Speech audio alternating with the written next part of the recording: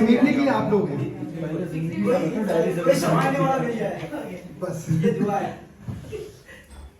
स्वागत है।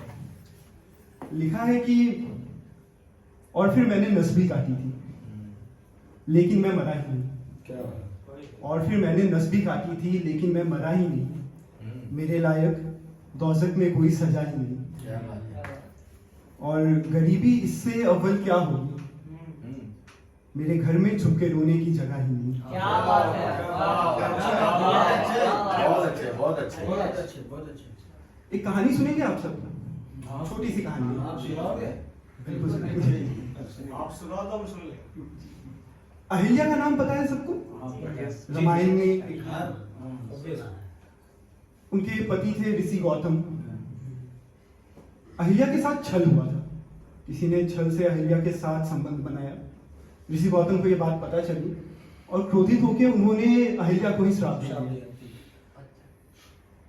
उन्होंने कहा कि तुम कहीं जाना चाहोगी पर जा नहीं पाओगी, कुछ कहना चाहोगे पर कह नहीं पाओगे, तुम पत्थर की बन जाओगे, प्रति क्षण अपने पीड़ा की अग्नि में जलते रहोगे। उस एक घटना के विपरीत ना कुछ सोच सकोगे ना सोचना चाहोगे। ऋषि गौतम का ये श्राप मुझे आज के समय की एक बीमारी की तरह लगता है जिसे हम डिप्रेशन के नाम से जानते हैं। ऋषि ने इसका तोड़ भी दिया था कि एक दिन राम आएंगे, राम के पैर आपसे स्पर्श होंगे और आप फिर पाषाण से मानव बन जाएंगे। पर हम अहिल्या जितने लकी नहीं है। इसी पे लिखा था कि जो पहले आते थे वो खत मेरे नाम आ नहीं रहे, अब मेरे लिए दुआ करो, ये इलाज मेरे काम आ नहीं रहे।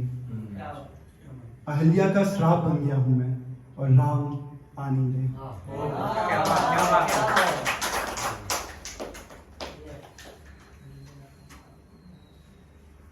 एक गजल मैंने कोशिश की है लिखने की, मुझे गजल लिखनी आती नहीं है।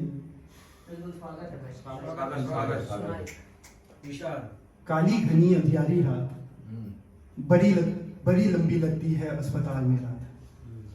काली घनी अंधियारी रात, बड़ी लंबी लगती है अस्पताल में रात। और पहला मिसरा खुद आता है शायद तक, आगे लिखने में लग जाती है रात।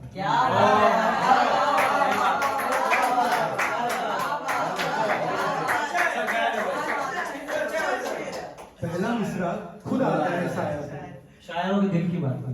आगे लिखने में लग जाती है। बिल्कुल सही बात है। सबकी तकलीफ है भाई।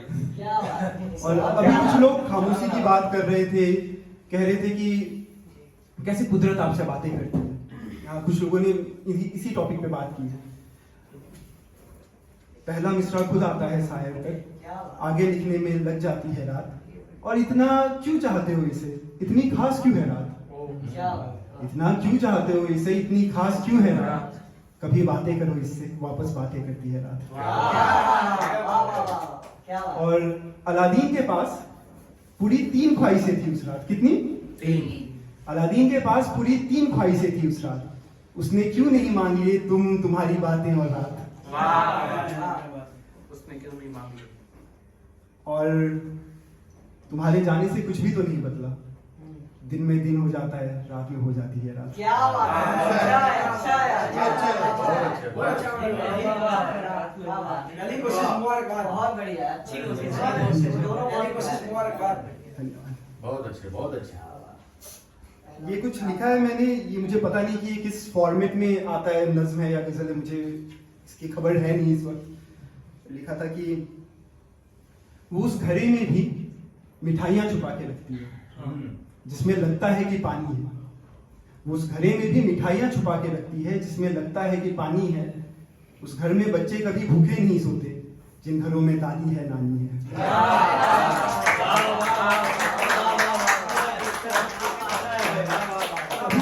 शिवरात्रि आने वाली है, उसी पे लिखा है कि मुझे क्या फिक्र मेरा क्या होना है, मुझे मालूम मेरी कहानी है।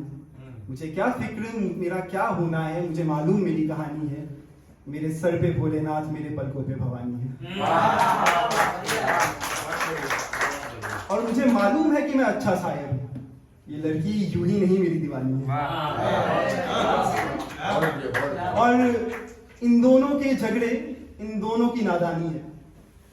घर के ये दोनों मर्द घर का भला ही चाहते हैं, बस एक तरफ तजुर्बा है, एक तरफ जवानी है। क्या बात क्या है, बात क्या है, बात क्या है। बात है। बहुत अच्छे। बहुत अच्छे। और ये जो मैं अगला पढ़ने जा रहा हूँ, ये तो अभी अभी लिखा है मैंने, पर एक शेर है जो मैं काफी जगह पढ़ता हूँ। और बिल्कुल किसी को बिल्कुल ये- पढ़िए एक मिनट। जी पढ़िए। ये एक शेर है जिसके आगे मैंने कुछ लिखने की कोशिश की है। मेरी कफन में एक जेब सिल देना, मैं कुछ ले जाना चाहता हूँ। उस जेब में इस शहर का पता रख देना, मैं वापस आना चाहता हूँ। वाह क्या बात है, बहुत बढ़िया। और टूटे दिल का मुनाफा भी और ही जानू, शेर जब चुपता है तो मुस्कुराता हूँ। क्या बात है। और रट्टा मार के जाता हूँ कि इस बात पे झगड़ूंगा, उस बात पे झगड़ूंगा। रट्टा मार के जाता हूँ कि इस बात पे झगड़ूंगा, उस बात पे झगड़ूंगा।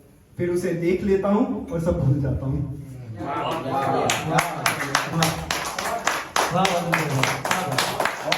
बहुत शुक्रिया, आपने अपनी कविता हमें सुनाई। आगे बढ़िए, आते रहिए।